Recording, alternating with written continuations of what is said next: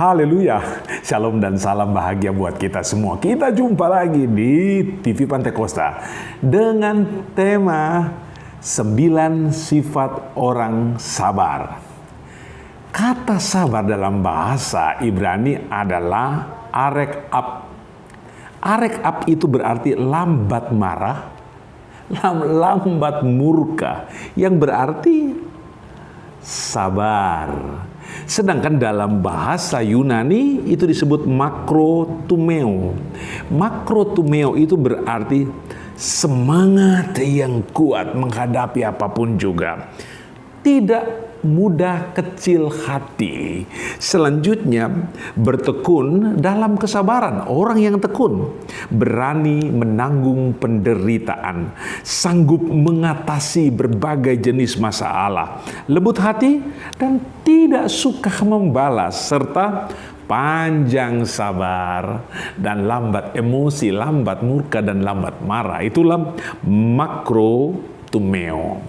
Dan selanjutnya kita akan melihat 9 sifat orang sabar. Ayo, kita mulaikan satu persatu, ikuti dengan teliti, dan kemudian mari bersama kita timbak makna dan kegunaan rohani dari dalamnya.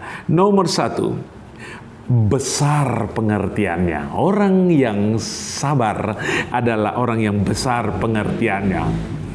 Salomo yang cerdas dan bijaksana menulis dalam Amsal 15 ayat 18. Orang yang sabar besar pengertiannya, tetapi siapa yang cepat marah membesarkan kebodohan. Cepat marah atau arekab, slow to wrath, lambat marah, lambat murka. Itu yang dimaksud dengan orang sabar. Itu tidak cepat marah, tidak cepat emosional. Slow to wrath, lambat marah. Ini adalah sikap dan sekaligus sifat orang yang sabar. Dia memiliki pengertian yang mendalam dan mempunyai analisa yang cerdas, penuh dengan pengetahuan, dan dapat memilah-milah, dapat membuat hitungan-hitungan yang tepat, analisa yang bijaksana, sehingga ia tidak cepat mengambil keputusan, tidak cepat marah, tapi dapat mengendalikan diri dengan baik. Baiklah, nomor 2, memadamkan perbantahan. Tidak sedikit kita melihat ada percekcokan yang kemudian berujung kepada perkelahian. Kita melihat pula ada perbantahan yang berakhir dengan tumpah darah dan berakibat kerugian yang besar. Dan kita baca dalam Amsal pasal 15 ayat 18. Si pemarah membangkitkan pertengkaran, tetapi orang yang sabar memadamkan perbantahan. Orang sabar di situ kembali disebut arekab, slow to anger, lambat marah.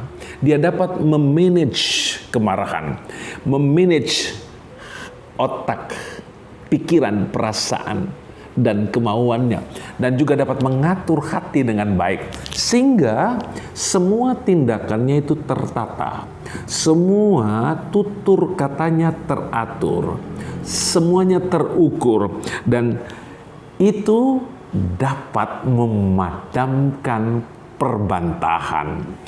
Ujung-ujungnya adalah tercipta kedamaian, damai sejahtera di antara sesama, dan tidak berujung kepada pertikaian, pertengkaran, keributan, perbantahan yang berakibat fatal seperti perkelahian, ataupun bisa berujung kepada pembunuhan. Orang yang sabar memadamkan perbantahan. Nomor 3, memaafkan pelanggaran. Kita dalam kehidupan pergaulan kita ketemu banyak masalah, ada perbincangan-perbincangan yang kemudian beralamatkan kepada kesalahan atau tindakan-tindakan yang menyakiti hati juga perasaan. Dan orang yang sabar dapat memaafkan pelanggaran. Dalam Amsal pasal 19 ayat 11, akal budi membuat seseorang panjang sabar, dan orang itu dipuji karena memaafkan pelanggaran. Sebenarnya pemenang adalah mereka yang bisa memaafkan. Orang yang unggul adalah orang yang memaafkan.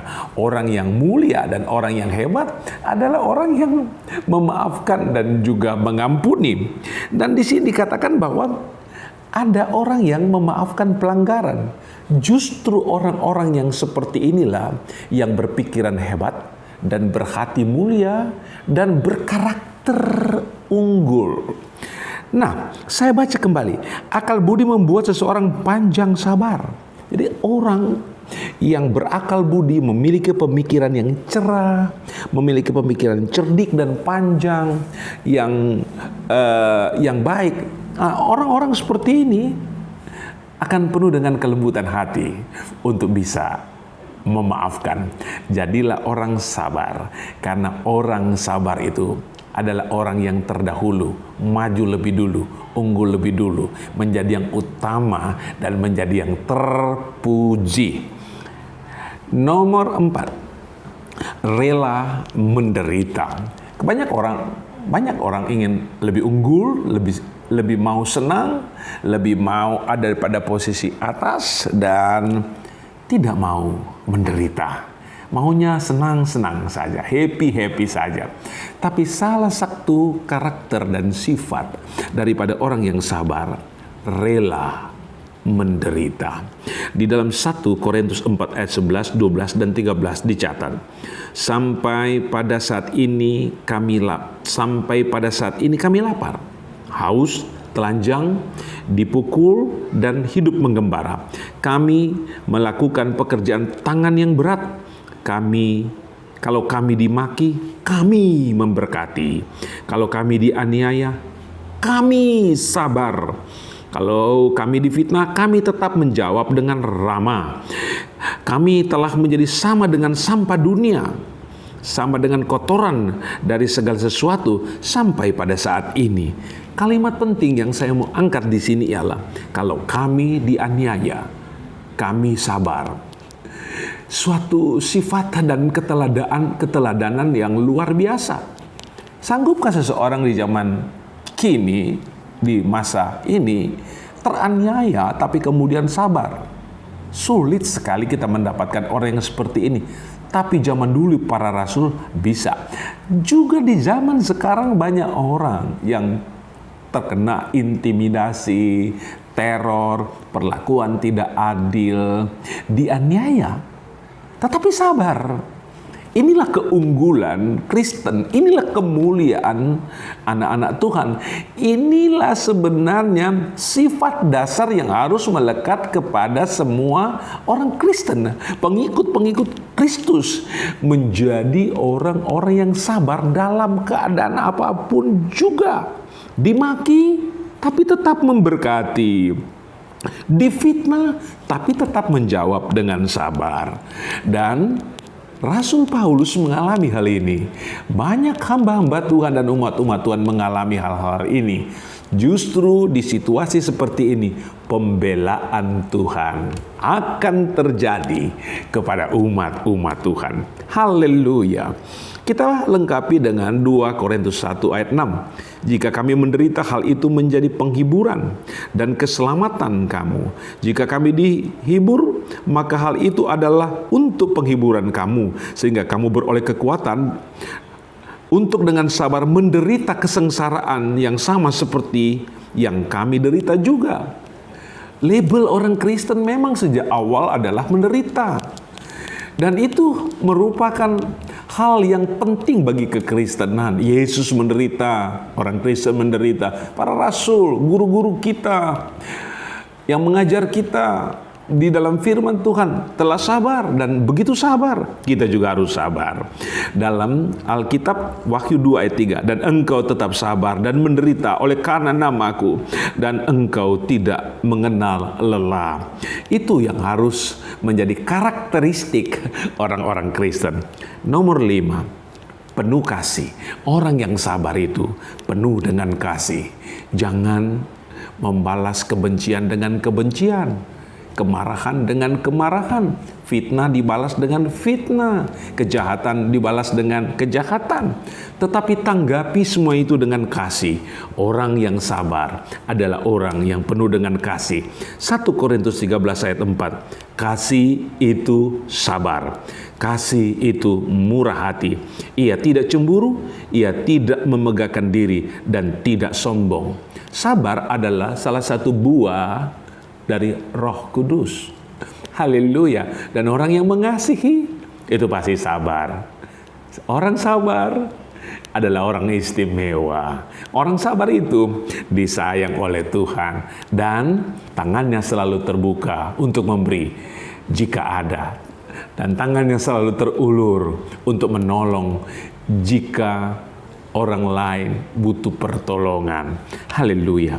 Nomor 6. Orang sabar itu bijaksana.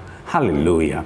Orang yang tidak sabar tidak akan mungkin bijaksana. Dia pasti salah dalam pengambilan keputusan, salah dalam mengambil tindakan, salah dalam melakukan perbuatan, karena dilakukan tergopoh-gopoh dan tidak sabar. Dalam 2 Korintus 11 ayat 19, sebab kamu suka sabar terhadap orang bodoh, karena kamu begitu bijaksana.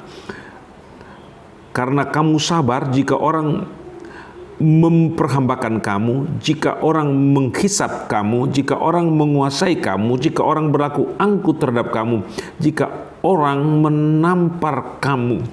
Diperlakukan dengan cara apa saja, orang sabar itu ya tetap sabar.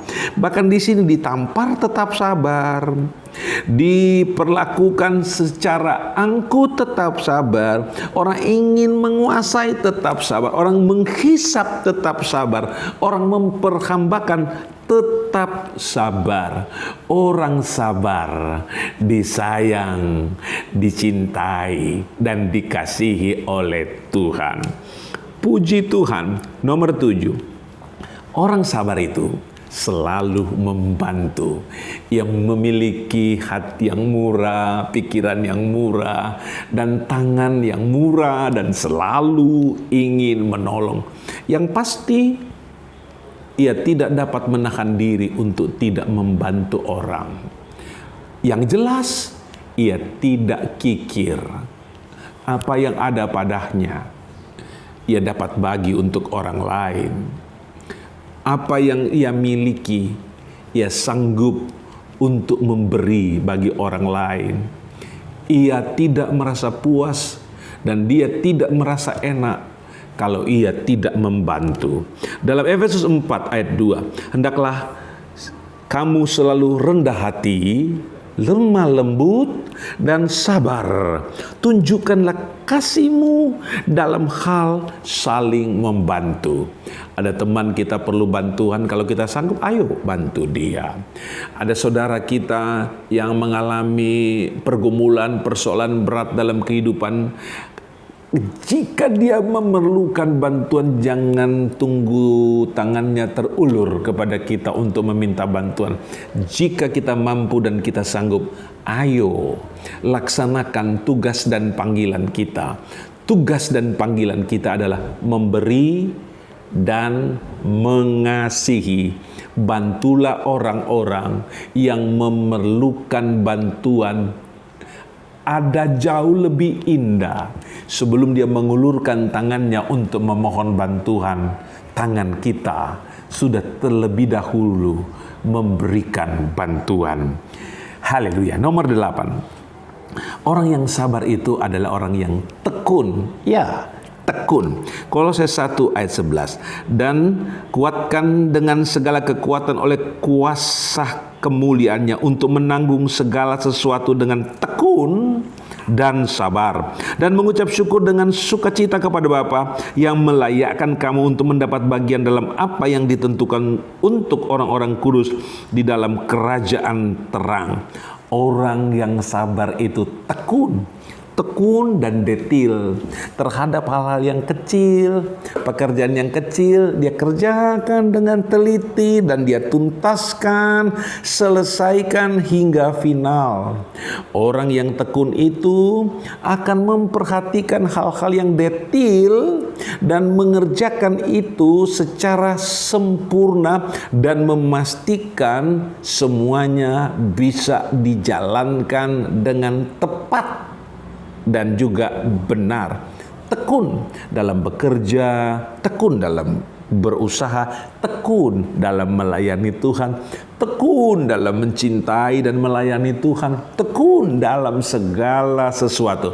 Orang tekun adalah orang yang sukses dan diberkati oleh Tuhan.